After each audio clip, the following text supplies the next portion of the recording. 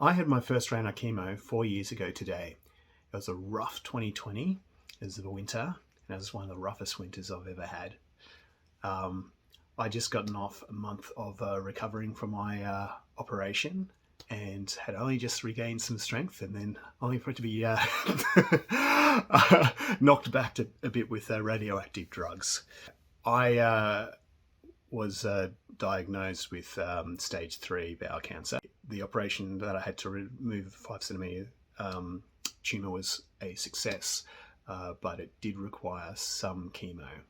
What I didn't realise was that there's many different types of chemo. My particular chemo treatment was 6 sessions.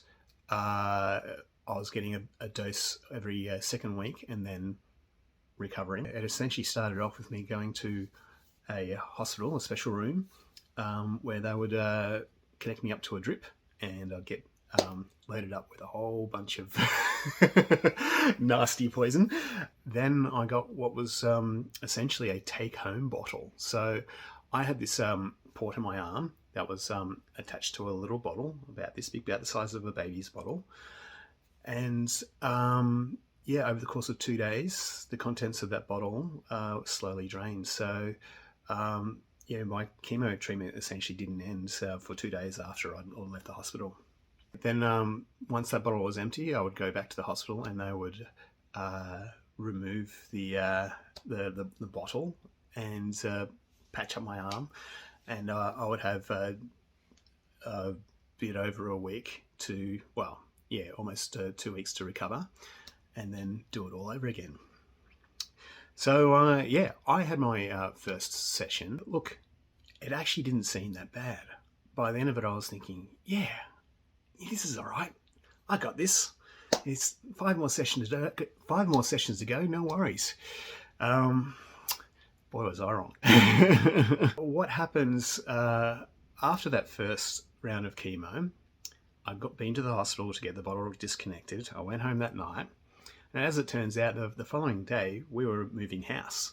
So I started doing some packing, and that didn't go very far. I ended up having some very bad chest pains, and you don't mess around with that sort of stuff. So my wife called an ambulance, and they rushed me to hospital. Now, this is right in the middle of COVID, so I was in an emergency ward, and there was all sorts of pandemonium going on, COVID patients left and right and centre, and every precaution was taken to make sure that both the staff and I was safe. So I was wearing a mask, and the COVID patients or suspected COVID patients were being moved to different rooms. But they ran a whole bunch of tests and found out that I didn't have any heart or lung problems, and that it was just probably a side effect of the medication I was given, which was sort of expected. But chemo has, I got given documentation, and doing chemo can have hundreds of different sorts of side effects. There was a whole list of them, some of which I got, some of which I didn't. The one that I didn't get, and the worst one, was probably chest pains. Went home at midnight, got up the next day, and it was moving day. And again, I started to get some things packed, and came down with bad chest pains. So I couldn't help out with the move. And this is I'm normally very hands-on with moves, and this was just devastating to me. My wife, who was pregnant with our second child, couldn't lift anything, and we'd just come out of a lockdown, and there was no one really available to help. Thankfully, Fee's parents came, and they took me away to their house, where I was able to get some rest, and some family managed to help out, but it was still one of the most difficult moves we've ever done.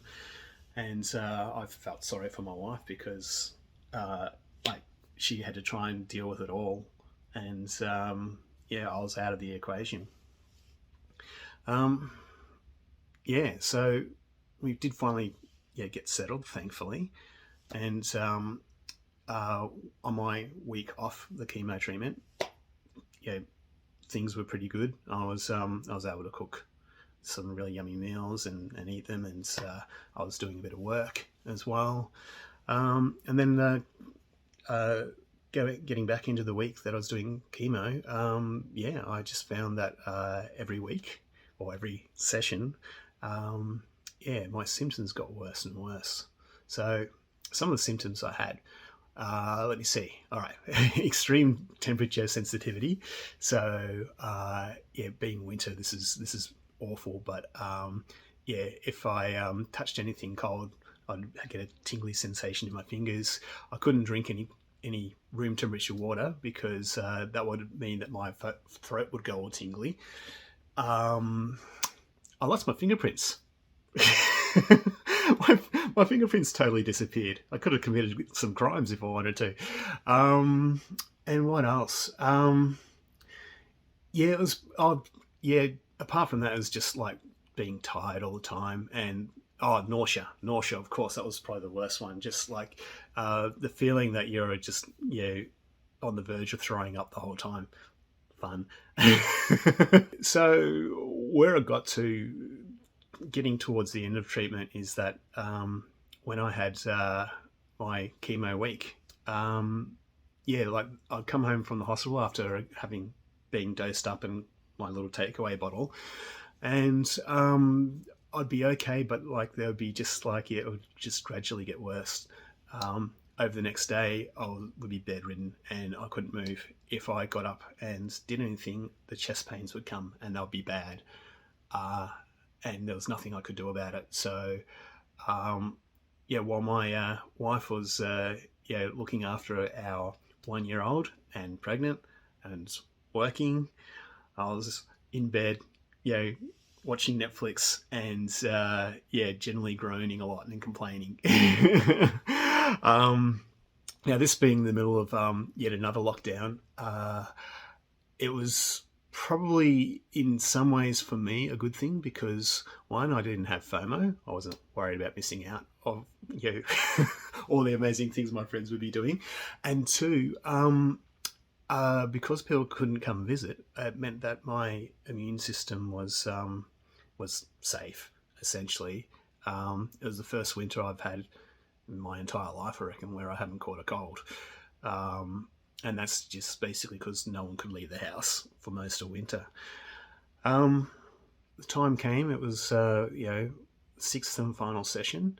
It's just towards the end of winter, and I'd found that my symptoms were like, absolute so bad that I felt like the final day where I had to have my bottle removed. I thought it was going to be a real struggle to get to the hospital without having having chest pains, but managed to get there. They removed the bottle, and it was all done. It took me another couple of weeks to sort of fully feel normal again, and then several months before my fingerprints came back. And and like my temperature sensitivity stuck with me for a little bit as well, which is a real pain because whenever you washed your hands, you couldn't do it in cold water at all. So then once I recovered, I had a round of tests towards the end of the year in November, and they said that I'm in the clear. And now it's 4 years on, and I've just had a big round of tests, and all of them came back negative. So that's a fantastic feeling that after 4 years that like it hasn't returned. And look, I've just got with this entire experience, I just feel extremely grateful that things turned out the way they did, even though chemo was bloody awful, and the operation was bloody awful, and everything else was bloody awful. I'm actually thankful that it happened because, if we didn't get it, if we didn't find it when we did, then things could have been a lot worse down the track, and I wouldn't be here to watch my two gorgeous little kids grow up. So I'm extremely thankful for what happened and the way it happened, and I'm just you know appreciative, much more appreciative of things 4 years down the track. So um, my message here is that, and part of the reason for sharing this story is that I just wanted to spread a little bit of awareness, and just to say as well, you know, don't hesitate, get tested. If you think that something's wrong, get tested. If you get a free test in the mail, do it. Don't just let it sit there. Just do the test, for peace of mind. Um, Bowel cancer is a very slow moving cancer.